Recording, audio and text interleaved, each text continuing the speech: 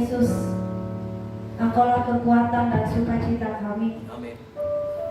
Engkaulah Allah satu-satunya yang kami sembah Tuhan dalam setiap kehidupan kami. Kami bersyukur Tuhan buat kekuatan, buat kebesaran kasih-Mu Tuhan yang Engkau nyatakan dalam setiap kehidupan kami, sehingga kami bisa menikmati hadirat Tuhan pada malam hari ini. Terima kasih Tuhan Yesus yang baik, terima kasih. Biarlah Tuhan melalui puji-pujian yang telah kami naikkan, kami boleh diberkati. Dan saat ini Tuhan, kami mempersiapkan hati dan pikiran kami. Kami mau terus Tuhan disirahi oleh kebenaran firman Tuhan. Mari Bapa yang baik, Engkau persiapkan kami Tuhan, sehingga ketika kami bersama-sama belajar firman Tuhan, kami boleh mengerti kehendak Tuhan dalam setiap kehidupan kami. Terima kasih Tuhan Yesus yang baik, terima kasih. Urapi hamba-Mu Tuhan yang penuh dengan keterbatasan ini. Kami percaya Tuhan apapun yang hamba-Mu sampaikan, itu semua berasal daripada Engkau Tuhan. Dan kami boleh diberkati pada malam hari ini. Terima kasih Tuhan Yesus yang baik, terima kasih. Dan syukur kami Tuhan, di dalam nama Yesus Kristus kami mengucap syukur dan berdoa. Haleluya, amin. Puji Tuhan Bapak Ibu Saudara-saudara yang dikasihi oleh Tuhan. Malam hari ini kita kembali bersama-sama di dalam KKR yang ke-7 pada malam hari ini. Kita bersyukur itu semua karena penyertaan Tuhan dalam setiap kehidupan kita. Tuhan tidak pernah meninggalkan kita. Tuhan selalu ada bersama dengan kita, memberikan kekuatan, memberikan lawatan dalam setiap kehidupan kita. Mari Bapak Ibu Saudara yang dikasihi oleh Tuhan, kita mau bersama-sama membuka Alkitab kita dari Lukas 8 ayat 26 sampai 39. Lukas 8 ayat 26 sampai 39. Saya akan membacakan untuk kita sekalian. Yesus mengusir roh jahat dari orang Gerasa. Lalu mendaratlah Yesus dan murid-muridnya di tanah orang Gerasa yang terletak di seberang Galilea. Setelah Yesus naik ke darat, datanglah seorang laki-laki dari kota itu menemui dia. Orang itu dirasuki oleh setan-setan dan sudah lama ia tidak berpakaian dan tidak tinggal dalam rumah, tetapi dalam pekuburan. Ketika ia melihat Yesus, ia berteriak lalu tersungkur di hadapannya dan berkata dengan suara keras, "Apa urusanmu dengan aku, hai Yesus, anak Allah yang maha tinggi? Aku memohon kepadamu supaya engkau jangan menyiksa aku." Ia berkata demikian sebab Yesus memerintahkan roh jahat itu keluar dari orang itu. Karena sering roh itu menyeret-nyeret dia, maka untuk menjaganya ia dirantai dan dibelenggu. Tetapi ia memutuskan segala pengikat itu dan ia dihalau oleh setan itu ke tempat-tempat yang sunyi. Dan Yesus bertanya kepadanya, "Siapakah namamu?" Jawabnya, "Legion." Karena ia kerasukan banyak setan. Lalu setan-setan itu memohon kepada Yesus supaya ia jangan memerintahkan mereka masuk ke dalam jurang maut. Adalah di sana sejumlah besar babi datang mencari makan di lereng gunung. Lalu setan-setan itu meminta kepada Yesus supaya ia memperkenankan mereka memasuki babi-babi itu. Yesus mengabulkan permintaan mereka. Lalu keluarlah setan-setan itu dari orang itu dan memasuki babi-babi itu. Kawanan babi itu terjun dari tepi jurang ke dalam danau lalu mati lemas. Setelah penjaga-penjaga babi itu melihat apa yang telah terjadi, mereka lari lalu menceritakan hal itu di kota dan di kampung-kampung sekitarnya. Dan keluarlah orang-orang untuk melihat apa yang telah terjadi. Mereka datang kepada Yesus dan mereka menjumpai orang yang telah ditinggalkan setan-setan itu duduk di kaki Yesus.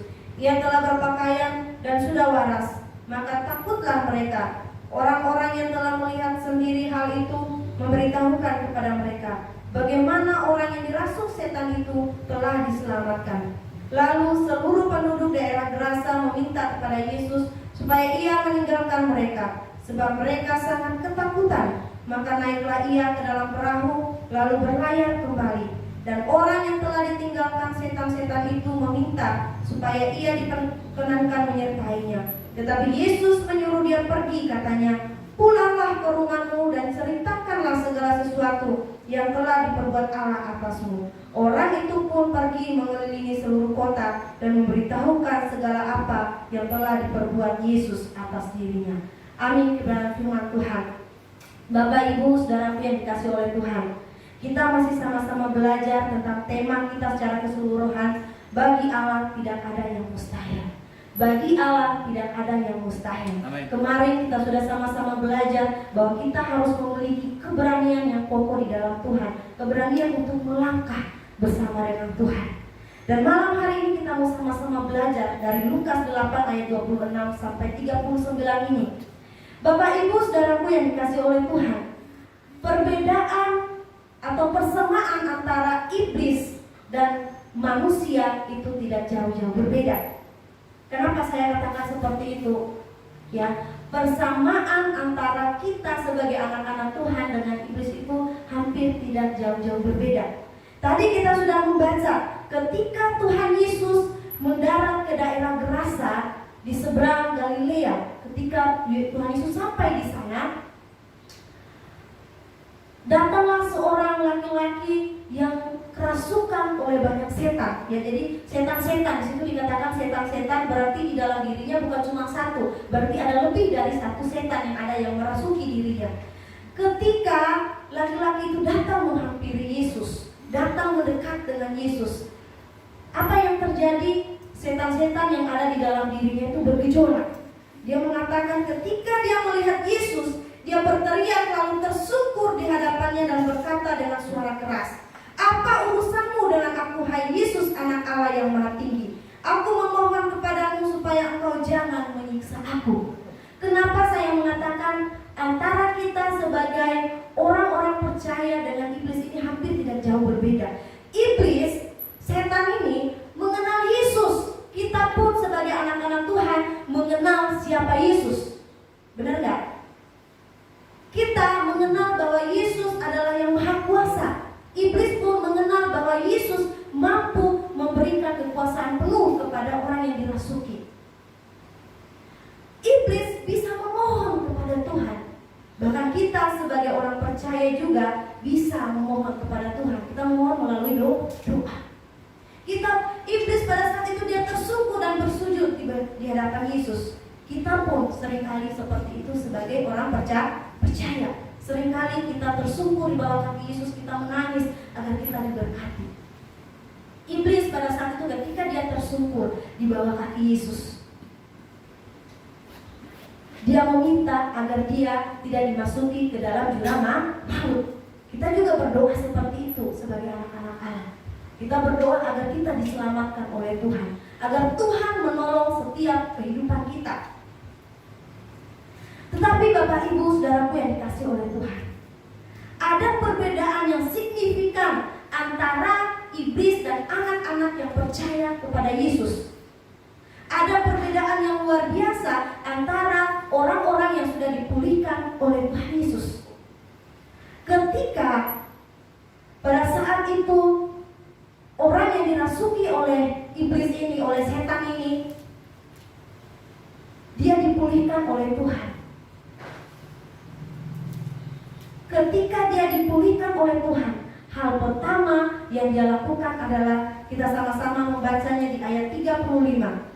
Dan keluarlah orang-orang untuk melihat apa yang telah terjadi. Mereka datang kepada Yesus dan mereka menjumpai orang yang telah ditinggalkan setan-setan itu duduk di kaki Yesus. Orang yang telah dipulihkan oleh Tuhan, dia berada di bawah kaki Yesus.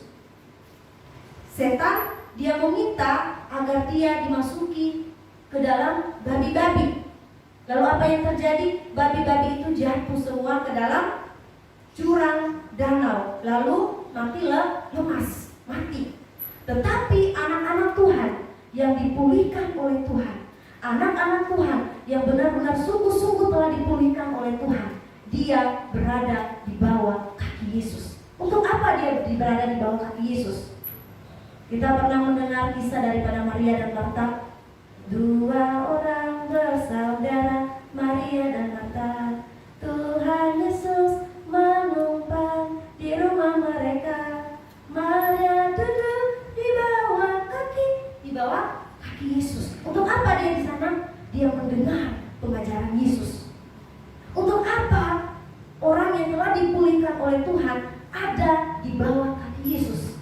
dia mendengar apa yang Tuhan Yesus ajarkan kepada dia. Inilah perbedaan, salah satu perbedaan antara kita anak-anak yang telah dipulihkan oleh Tuhan, anak-anak Allah, dengan iblis. Kalau iblis dia mengenal Tuhan, dia tahu Tuhan itu penuh kuasa, kita pun tahu. Tetapi iblis atau setan itu tidak berada di bawah kaki Yesus. Kita sebagai anak-anak Tuhan, kita berada di bawah kaki Yesus. Makanya kita kembali merenungkan hidup kita, kembali melihat ke dalam hidup kita. Apakah saya ini adalah teman-temannya si iblis, teman-temannya si setan, cuma mengenal Yesus, cuma tahu tentang Yesus, mengenal bahwa Yesus itu penuh kuasa, mengenal bahwa Yesus itu penuh mujizat, atau kita mau ketika kita tahu hal itu, kita mau berada di bawah kaki Yesus. Bapak Ibu Saudaraku yang dikasihi oleh Tuhan, pastikan kita pada malam hari ini adalah anak-anak Tuhan yang rindu akan Tuhan, yang bukan cuma pengen melihat mujizat Tuhan, tetapi kita benar-benar mau mendengar apa yang Tuhan Yesus mau lakukan dalam setiap kehidupan kita. Yang kedua, kita sama-sama belajar. Ketika orang yang dirasuki setan itu dipulihkan oleh Tuhan, kita bersama-sama melihat di ayat 37. Lalu seluruh penduduk daerah Gerasa meminta kepada Yesus supaya ia meninggalkan mereka, sebab mereka sangat ketakutan. Maka naiklah ia ke dalam perahu, lalu berlayar kembali. Dan orang yang ditinggalkan setan-setan itu meminta supaya ia diperkenankan menyertainya. Tetapi Yesus menyuruh dia pergi, katanya. Bapak Ibu Saudaraku yang dikasihi oleh Tuhan, perbedaan kedua antara kita yang telah dipulihkan oleh Tuhan, antara anak-anak Allah dengan iblis ini adalah yang kedua, kita mau mengikut Yesus. Mengikut Yesus itu bukan suatu hal yang mudah. Tuhan Yesus mengatakan ketika engkau mengikut saya, bukan saja Tuhan mengatakan aku akan memberkati engkau akan mendapatkan segala hal, tetapi Tuhan Yesus mengatakan engkau akan mengikut saya. Orang yang dirasuki setan ini meminta ketika dia pulih di dalam setiap kehidupannya, dia meminta agar dia mengikut Yesus. Iblis tidak bisa untuk mengikut Yesus. Iblis berbeda dengan kita anak-anak Allah. Setan berbeda dengan kita. Makanya kita mau jadi sahabatnya Allah atau mau jadi sahabatnya si iblis. Karena ini perbedaannya atau persamaannya itu agak sama gitu ya, jauh-jauh tipis. Iya, beda-beda tipis ya. Nah, Bapak Ibu Saudara yang dikasihi oleh Tuhan, mari pada malam hari ini, ketika kita menjadi anak-anak Allah, jangan sampai kita menjadi sahabatnya si iblis. Kita cuma tahu Tuhan, kita cuma datang berdoa. Iblis juga mengatakan dia datang bersujud memohon kepada Tuhan, tetapi dia tidak mengikuti Yesus, tetapi tidak mengambil keputusan untuk mengikuti Yesus. Mari pada malam hari ini kita mau bersama-sama, kita mengambil satu komitmen di dalam kehidupan kita. Saya mau mengikuti Yesus, saya mau dipulihkan.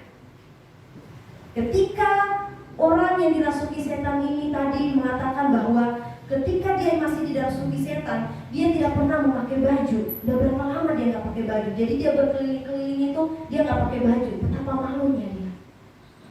Lalu tempat tidurnya itu bukan di rumah, tapi di kuburan. Tapi ketika dia dipulihkan oleh Tuhan, ketika hidupnya dipulihkan oleh Tuhan, dia berbalik. Dia datang kepada Yesus dengan pakaian yang rapi, dengan hati yang sudah siap dan siap mengikuti Yesus. Bapak Ibu Saudaraku yang dikasihi oleh Tuhan, berapa sering kita mengatakan saya mau mengikuti Yesus? Berapa sering kita mengatakan saya mau melakukan kehendak Tuhan? Tapi seringkali itu cuma sebatas dalam pemikiran dan perkataan kita. Kita sama-sama belajar dari ayat 39 yang ketiga mengatakan, pulanglah ke rumahmu dan sesuatu yang telah diperbuat Allah atasmu. Orang itu pun pergi mengelilingi seluruh kota dan memberitahukan segala apa yang telah diperbuat Yesus atas dirinya. Ketika dia meminta kepada Yesus agar dia mengikut Yesus pada saat itu, Tuhan Yesus menyuruh dia, pergilah, ceritakan segala perbuatan itu kepada semua orang. Apa yang dia lakukan? Orang itu pun pergi mengelilingi seluruh kota dan memberitahukan segala apa yang telah diperbuat Yesus atas dirinya. Pergi, bukan cuma keberanian yang dibutuhkan, tetapi kita pergi untuk menyatakan Injil Kristus. Pergi untuk membicarakan apa yang telah Tuhan Yesus lakukan dalam setiap kehidupan kita. Seberapa banyak di antara kita yang menceritakan tentang Yesus? Seberapa banyak dari setiap kehidupan kita, saya saat ini sudah berumur 24 tahun. Sudah berapa kali saya menyampaikan Yesus kepada orang-orang di sekitar saya? Sudah berapa kali saya mengajak orang untuk datang bertemu dengan Yesus?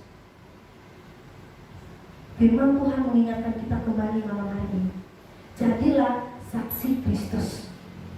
Jadilah pembawa kabar baik itu.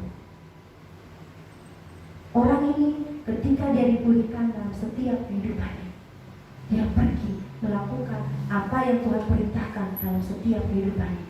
Dia membawa kabar sukacita, dia membawa kabar baik bagi semua orang. Karena dia rindu bukan cuma dia yang diselamatkan, tetapi orang lain pun dipulihkan. Bapak Ibu Saudaraku yang dikasihi oleh Tuhan, firman Tuhan ini terus mengingatkan kita, mulai dari ibadah pertama sampai pada ibadah hari ini. Kuasa dan mujizat Tuhan terjadi bagi orang-orang yang mau melakukannya. Ketika orang yang dirasuki oleh setan ini melakukan apa yang Tuhan Yesus mau, dia dipulihkan. Dia datang bersujud di bawah kaki Yesus. Dia mau mengikut Yesus dan dia mau melakukan perintah Tuhan. Apa perintah Tuhan dalam setiap kehidupan kita? Yaitu menjadi saksinya Tuhan, menjadi pembawa berita tentang keselamatan. Bapak Ibu Saudaraku yang dikasihi oleh Tuhan, ini perbedaan kita dengan setan.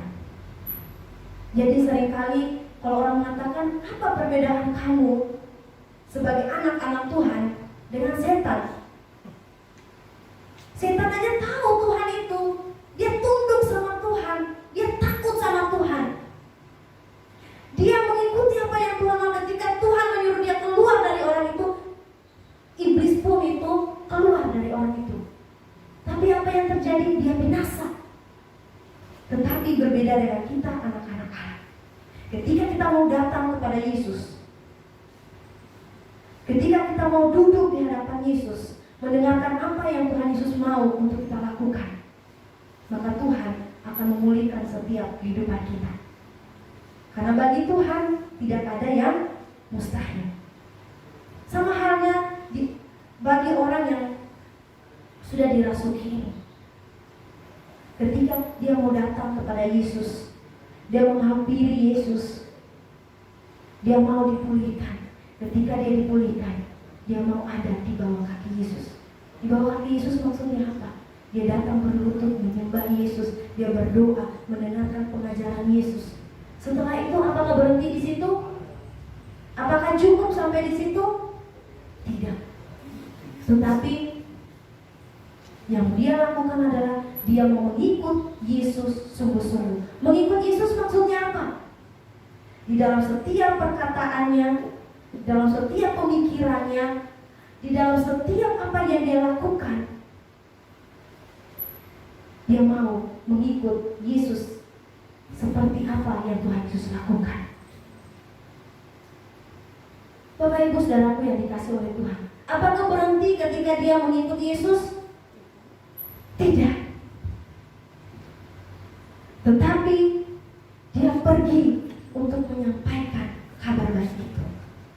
Dia pergi untuk untuk menyampaikan apa yang telah dia alami, bukan yang orang lain alami. Seringkali kita menyampaikan apa yang Cigina alami. Cigina itu luar biasa ya, dia sudah mengalami perubahan di dalam Tuhan, tetapi lupa akan diri